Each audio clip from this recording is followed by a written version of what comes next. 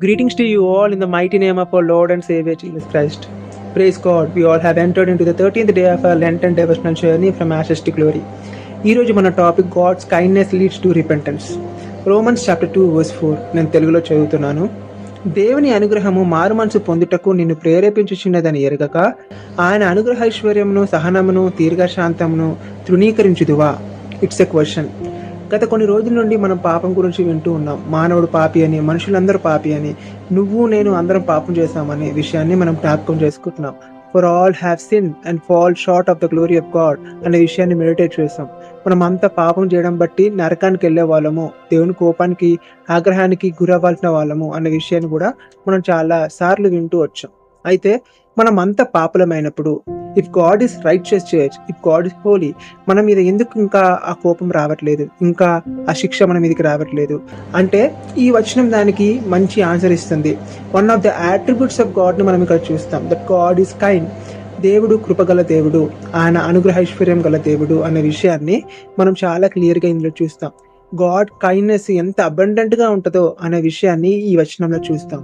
దేవుడు మన మీద తన కృపను చూపిస్తున్నాడు, దయను చూపిస్తున్నాడు. అందుకే ఇంకా మనని శిక్షించట్లేదు, ఇంకా ఆయన కోపం మన మీదకి రావట్లేదు. సామ్స్ చెప్తాడు, సామ్స్ 103:10లో ఆయన మన పాపాన్ని బట్టి మనకి ప్రతిఫలం ఇవ్వట్లేదు, మన దోషాన్ని బట్టి ఆయన ప్రతీకారం తీర్చుకోవట్లేదు అనే విషయాన్ని చెప్తాడు.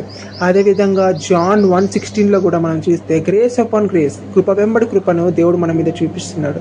ఆయన కృపగల దేవుడు కాబట్టి, దయగల దేవుడు కాబట్టి నిన్నటి కంటే ఈరోజు ఎక్కువ కృపను చూపిస్తున్నాడు. ఈ విధంగా మనని సస్టైన్ చేస్తున్నాడు, ఇంకా బ్రతికిస్తున్నాడు. ఆయన కోపం మన మీదకి రాకపోవడానికి కారణం, ఆయన ఆగ్రహం మన మీదకి రాకపోవడానికి కారణం ఆయన కృప, ఆయన యొక్క దయ, ఆయన యొక్క కైండ్నెస్ అనే విషయాన్ని మనం జ్ఞాపకం ఉంచుకోవాలి.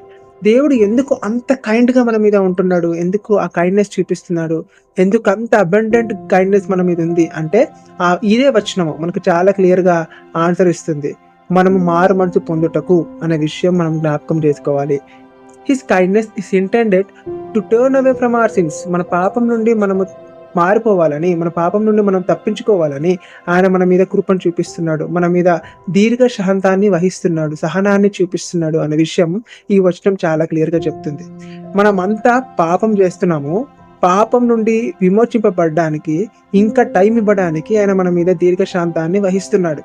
అంతేగాని just because we're living a life without being judged by God, that doesn't mean it's a licence to do whatever we want to do. మనం ఏది పడుతుంది చేయడానికి ఇదేం లైసెన్స్ కాదు. దేవుడు తన కృపను ఎందుకు చూపిస్తున్నాడు అంటే సో దాట్ మనము మన పాపం నుండి వేరై దేవుని వైపు తిరుగుతామేమో, ఇంకా పశ్చాత్తాపడతామేమో, ఇంకా దేవుని వైపు తిరిగి మన పాపాలను క్షమింపమని అడుగుతామేమో అని ఇంకా ఆయన చూపిస్తూ ఉన్నాడు. మేబీ దాన్ని రిజెక్ట్ చేస్తే చాలా ప్రమాదకరం. ఎందుకు అంటే దేవుని యొక్క కైండ్నెస్ని రిజెక్ట్ చేయడం అంటే అది మనము శిక్షను తెప్పించుకోవడమే. ఒకవేళ మనము పేతురు 2 పేతురు 3:9 చూస్తే అక్కడ పేతురు జ్ఞాపకం చేస్తున్నాడు, దేవుడు తాను నమ్ముకున్న వారికి, పశ్చాత్తాపడ్డ వారికి ప్రామిస్ ఇచ్చాడు. ఏంటి అంటే ఎటర్నల్ లైఫ్, ఎటర్నల్ గ్లోరీ. అది ఇంకా రావట్లేదు ఏంటి అని చాలా మంది విశ్వాసులు అడుగుతున్నప్పుడు ఆ విషయమే దేవుడు ఏం ఆలస్యం చేయట్లేదు. ఇంకా చాలా మంది మారుమనసు పొందాల్సిన వాళ్ళు ఉన్నారు, వారందరూ మారుమనసు పొందడానికి ఆయన దీర్ఘశాంతాన్ని వహిస్తున్నాడు, ఇంకా పేషెంట్గా, ఇంకా ఎండ్యూరెన్స్ని చూపిస్తున్నాడు. అంతేగాని ఆయన ప్రామిస్ని ఖచ్చితంగా నెరవేర్చుకుంటాడు అనే విషయాన్ని పీటర్ అక్కడ జ్ఞాపకం చేస్తున్నాడు. ఒకవేళ దేవుడు ఆ ప్రామిస్ని ఈరోజే గుర్తు తెచ్చుకొని ఈరోజే కనుక ఆయన నెరవేర్చుకుంటే ఆయన కైండ్నెస్కి లేదంటే ఆయన పేషెన్స్కి ఈరోజే ఎండ్ అవుతుందేమో ఒకసారి జ్ఞాపకం చేసుకుందాం. ఎందుకంటే ఆయన ప్రామిస్ ఇస్తే ఖచ్చితంగా నెరవేర్చుకుంటాడు కాబట్టి ఖచ్చితంగా అది నెరవేరుతుంది. అది నెరవేరిన దినాన మన మీద ఆయన చూపించే పేషెన్స్ ఆగిపోతుంది. కాబట్టి ఇదే దినం మన చివరి దినం అనుకొని దేవునికి మనకి మధ్యలో ఉన్న అడ్డుబండల్ని మనం తొలగించుకోవాలి. ఈరోజు మనం ఇంకా బ్రతికి ఈ వచనాన్ని చదువుతున్నామంటే కారణం ఏమై ఉంటుంది?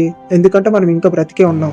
ఎందుకు మనం బ్రతుకుతున్నాము, ఎందుకు మనం చెల్లిస్తున్నాము అంటే దేవుడు మన మీద తన కృపను, తన దయను, అదేవిధంగా తన అనుగ్రహైశ్వర్యాన్ని మన మీద చూపిస్తున్నాడు. ఎందుకు చూపిస్తున్నాడు అంటే మనం మారు మనసు పొందాలని. ఇంకా దేవునికి మనకి మధ్యలో దేవునికి నచ్చనివి పాపాలు ఏవైనా ఉన్నాయేమో వాటి విషయమై మనం పశ్చాత్తాపడితే ఆయన క్షమించి ఏదైతే ఆయన ప్రామిస్ చేస్తున్నాడో ఆ ఎటర్నల్ లైఫ్, ఎటర్నల్ గ్లోరీ, అందులోకి మనందరినీ కూడా ప్రవేశించేలా చేస్తాడు. ఆ రెస్ట్ని మనందరూ కూడా ఇస్తాడు. కాబట్టి ఈ విషయాలు జ్ఞాపకం చేసుకుందాం. మనలో ఇంకా దేవునికి ఇష్టమైన ఏవైనా ఉన్నాయా? దేవుని యొక్క కైండ్నెస్ని మనం గ్రాంటెడ్గా తీసుకుంటున్నామేమో ఒకసారి మనం గుర్తు తెచ్చుకుందాం. దేవుని యొక్క కైండ్నెస్ వల్ల మనం రిపెంట్ అవ్వాల్సిన వారము రిపెంట్ అవ్వట్లేదేమో. రిపెంట్ అవ్వాల్సిన ఏరియాస్ ఏవైతే ఉన్నాయో వాటిని ఫైండ్ అవుట్ చేసుకొని ఆ విషయంలో మనం రిపెంట్ అయితే దేవుడు మనం క్షమించి ఆయన నిత్య రాజ్యంలోకి, ఆయన నిత్యత్వంలోనికి మనందరం నడిపిస్తూ బలపరుస్తాడు. ఆ ప్రామిస్లో మనం కూడా నిలిచి ఉంటాం. కాబట్టి ఈ విషయాలు జ్ఞాపకం చేసుకొని ఈరోజు దేవునికి ఇష్టంగా బ్రతికే ప్రయత్నం చేద్దాం. ఈ రోజు నుండి ఈ విషయాల్ని ప్రతిరోజు మనము జ్ఞాపకంలోకి తెచ్చుకుందాం. దేవుడు ఈ వాక్యాన్ని మన వెనుకల్లో దీవించును గాక. షాలోమ్.